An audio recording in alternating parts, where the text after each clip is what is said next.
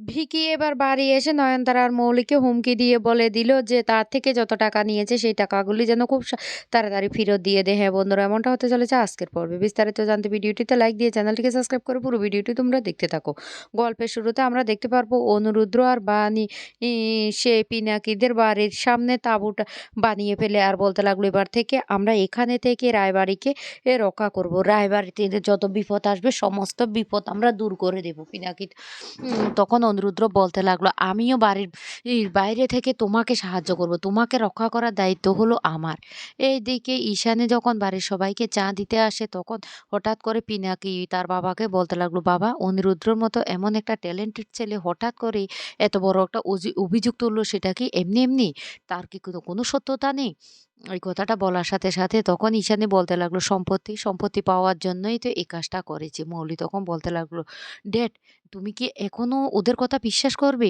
ওরা মিথ্যে কথা বলছে। ঈশানী তখন বলতে লাগলো হ্যাঁ, আমারও মনে হচ্ছে ওরা এত বড় একটা নোংরা ষড়যন্ত্র করবে সম্পত্তির জন্য, সেটা ভাবতে পারেনি। শেষ পর্যন্ত এই কাজটাও করলো বানি আর অনিরুদ্র।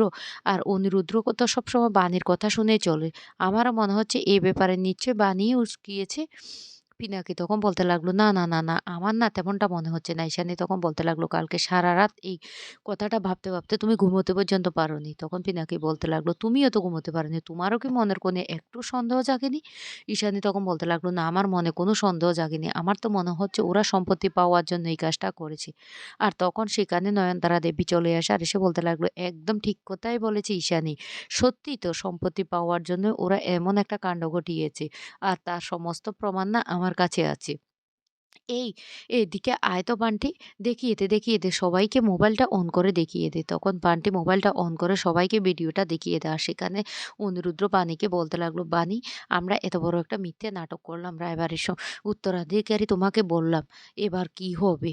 বাণী তখন বলতে লাগলো, "এছাড়া তো আমাদের আর উপায় নেই। আমাদের মেয়ের স্কুলের ফিসটা পর্যন্ত দিতে পারছে না। এটাই হলো আমাদের একমাত্র পথ।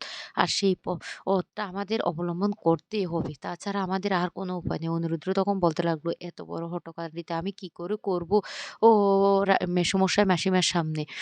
বানি তখন বলতে লাগলো, "এটা আমাকে চালিয়ে যেতে হবে। আর আপনি ওই বাড়ি থেকে কি পেয়েছেন? আপনার বাবা আপনার সাথে কি করেছে আপনার খেয়াল আছে?" যা শুনে ঈশানী তখন প্রচন্ড রেগে যায় আর বলতে লাগলো, "দেখতে পেয়েছো? দেখতে পেয়েছো? ছি! এতটা নোংরা খেলা খেলতে পারলো ওরা? কি করে পারল? আমি না বিশ্বাস করতে পারছি না।" পিনাকি তখন হঠাৎ করে বলতে লাগলো, "এই বান্টি, বান্টি এদিকে আয় তো, মোবাইলটা আমাকে দে, আমি দেখি।" এই বলে পিনাকি আবার ভিডিওটা দেখতে থাকে। আর তখনই সেখানে মৌলি বলতে লাগলো, "দেখেছো ডেড, দেখেছো? আমি বলেছি না ওরা মিথ্যে কথা বলছে, ওরা চক্রান্ত করে বলছে আমি তোমাদের মেয়ে নই। তোমার কি এখনো সন্দেহ হচ্ছে? তুমি তো আমাকে সন্দেহ করছো।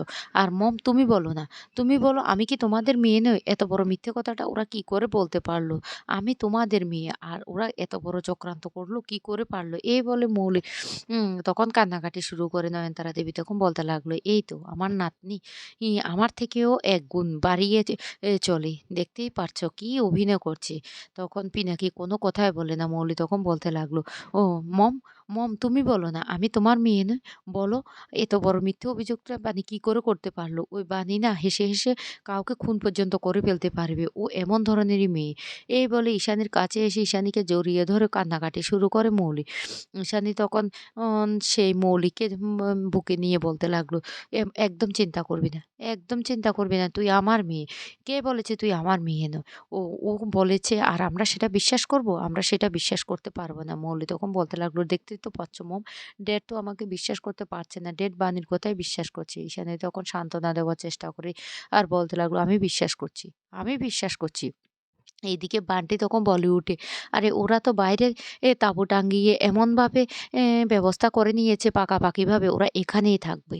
এই কথা বললে তখনই প্রচণ্ড রেগে যায় দাদু তখন বলতে লাগলো, "এই বৌমা, এদিকে আসো তো, বাইরে গিয়ে দেখতে হবে। ওদেরকে এখান থেকে তাড়াতেই হবে।" এইদিকে সেখানে পিনাকিও বলতে লাগলো, "চলো তাহলে আমরা সবাই বাইরে গিয়ে দেখি।" সবাই যখন বাইরে চলে যায় তখন নয়নতারা দেবী মৌলিকে হুমকি দিয়ে বলে যে, "কি ভেবেছিস শেষ পর্যন্ত তোর বাবাকে তুই খুন করতে গিয়েছিস? আমি কি করতে পারি সেটা তুই জানিস না। নয়নতারা দেবীর আসল রূপ না এবার দেখিয়ে দেব। লাস্ট ওয়ার্নিং দিয়ে দিচ্ছি। আমার প্ল্যানটা না আমি কিছুতেই ভেস্তে যেতে দেব না। কিছুতেই দেব না। এইদিকে বানি যখন ঝাড়ু দিয়ে পরিষ্কার করার চেষ্টা করে অনিরুদ্র তখন বলতে লাগলো, "বানি আমি আছি তো, আমি সবটা করব।" আর তখন সেখানে ঈশানী ই এমনকি শিবনাথ বাবু সবাই চলে আসে। আর এসে বলতে লাগলো, "এটা কি শুরু করছো? কি শুরু করছো?" অনিরুদ্র তখন এগ্রিমেন্টটা দেখিয়ে বলতে লাগলো, "আমরা তো এই বাড়ির চাকর। আমরা এই বাড়িতে 5 মাস কাটবো। সবার কথা মতো চলবো।" বান্টি তখন বলতে লাগলো, "তাহলে? তাহলে আমার কি হবে?" দাদু তখন বলতে লাগলো, "তোমরা না আ কথাতেও কাজ হবে না। এ বান্টি দেখিয়ে দাও তো, দেখিয়ে দাও ভিডিওটা।" তখন ভিডিওটা দেখিয়ে দিলে মানে তখন স্পষ্ট জানিয়ে দেয় যে এই ভিডিওটা সত্যি না। এটা বানানো ভিডিও। AI দিয়ে বানানো হয়েছে। যা শুনে তখন নয়নতারা দেবী বলতে লাগলো, "কি?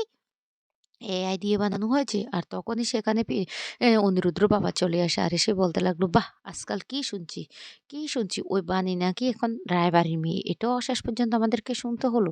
অনিরুদ্ধ তখন বলতে লাগলো, "বৌমাকে কিভাবে ছোট করা যায় তার জন্য তো আপনি এক পায়ে খাড়া হয়ে থাকেন। চলে এসেছেন সুযোগ বুঝে এখানে।" তখন বলতে লাগলো, "অনিরুদ্র এখনো তুমি বুঝতে পারছো না, একদিন বুঝতে পারবে। তখন না এ বাবার কাছে তোমাকে ছুটে আসতে হবে।" এইদিকে মৌলি, নয়নতারা দেবীরা তখন প্রচণ্ড ভয় পেয়ে যায়। বানি তখন বলতে লাগলো, "আমি আমি তো এ বাড়ি থেকে কোথাও যাব না। এখানে 5 ফরমাস কাটার জন্য আমরা এসেছি। আমরা কাজ করে যাব।" ঈশানী তখন বলতে লাগলো, "বাবা, বাবা এক মুহূর্তে এখানে দাঁড়িয়ে থাকার দরকার নেই। চলুন, ভিতরে চলুন।" এই বলে যখন আ সবাই ভিতরে চলে যায় তখন মৌলি বলতে লাগলো, "ও গ্র্যান্ড মমি এবার কি হবে?" এদিকে বিদ্যুতের মেয়েকে নিয়ে যখন স্কুল থেকে ফিরছে তখন হঠাৎ করে কুয়াশায় একটা গাড়ি দ্রুত বেগে ওদের দিকে নিয়ে আসছে। ওরা তো জানতো না যে এটা হবে। অন্যদিকে বানি আর অনুরুদ্র মিলে ঘর পরিষ্কার করছে। আর তখন সেখানে নয়নতারা দেবী আর মৌলি আসলে বানি তখন বলতে লাগলো, "এতটা ধুলোবালি হয়েছে না, সব ধুলো রায়বাড়ি থেকে এবার পরিষ্কার করে দেবো। অনেকদিন ধরে তো ধুলোগুলো বসে আছে, সেগুলো পরিষ্কার করতে সময় লাগবে।" অনিরুদ্র তখন বলতে লাগলো, "একদম গলা উঁচিয়ে কথা বলবে না মৌরি। কার দিকে আঙ্গুল তুলে কথা বলছো? আঙ্গুল নামাও।" এই বলে বানি আর অনিরুদ্র যখন চলে যায় তখন সেই মুহূর্তে বাড়িতে চলে আসে ভিকি। আর ভিকি এসে মৌলিকে হুমকি দিয়ে বলতে লাগলো, "এই আমি এটা কি শুনছি? তুমি নাকি এবারে মেয়ে না? তুমি যদি এবারে মেয়ে না হও তাহলে তো এ সম্পত্তিতে তোমার কোনো অধিকার নেই। তাহলে তোমার পিছনে যে আমি এতগুলো টাকা ইনভেস্ট করেছি, ভালোই, ভালোই বলছি আমার টাকা আমাকে ফেরত দিয়ে দাও। না হলে কিন্তু খুব খারাপ হয়ে যাবে।" নয়নতারা দেবী তখন বলতে লাগলো, "এই ভিকি কি বলছো? এসব কি বলছো?" ভিকি তখন বলতে লাগলো, "যেটা সত্যি সেটাই বলছি।" নয়নতারা দেবীকে তখন ভিকি হুমকি দিয়ে বলতে লাগলো, "আপনার নাতনিকে বলে দিন যত তাড়াতাড়ি সম্ভব বিয়েটা সেরে ফেলতে। না হলে কিন্তু আমি কিন্তু আমার টাকা ফেরত চাইবো।" এই কথা বলে যখন হুমকি দিয়ে বেরিয়ে যায় তখন সমস্ত কথাগুলি ভিডিও করে ফেলে বানি। আর সেটা দেখে নয়নতারা দেবী ভয় পেয়ে যায়। মৌলি তখন বলতে লাগলো, "এবার কি হবে? কি হবে?" অনিরুদ্ধ তখন বলতে লাগলো, "বানি এই ভিডিওটা এবার সোশ্যাল মিডিয়ায় আপলোড করে দাও। সবাইকে শেয়ার করে দাও। দেখুক সবাই এবারের কুকীর্তিগুলি দেখুক।" তখন মৌলি বলতে লাগলো, "না, না তোমরা এটা করতে পারো না।" তখন বানি বলতে লাগলো, "আমারও তাহলে একটা শর্ত আছে। এবার থেকে আমি যা বলবো সেই শর্ত অনুসারে যদি না চলেন মৌলি ম্যাডাম, তাহলে আমি এই ভিডিওটা সোশ্যাল মিডিয়ায় ভাইরাল করে দেবো, এমনকি বাড়ির প্রত্যেকটা মানুষকে দেখিয়ে দেবো।" নয়নতারা দেবী তখন বলতে লাগলো, "কি বলতে চাইছো? কি বলতে চাইছো?" বানি তখন বলতে লাগলো, "কেন? বিকি এতক্ষণ পর্যন্ত যে কথাগুলি বলেছে সমস্ত কথাগুলি তো আমার মোবাইলে ভিডিও হয়ে আছে। আর সেগুলি আমি চাইলে সবাইকে দেখিয়ে দিতে পারি। তাই না?" মিস্টার চ্যাটার্জি অনিরুদ্ধ তখন বলতে লাগলো, "একদম ঠিক কথা।" তারপরে বানি মৌলিকে বলতে লাগলো, "এবার আমি তোমাকে সত্য দিচ্ছি আর তুমি সেই সত্য অনুসারে চলবে।" এইদিকে বিদ্যুতের মা আর বিদ্যুতের মেয়েকে বিদ্যুৎ বাঁচিয়ে ফেলে কুয়াশার হাত থেকে। আর তখনই ভয় পেয়ে যায় মাম্মাম। মাম্মাম তখন চিৎকার করে উঠে মা বলে। তো বন্ধুরা কেমন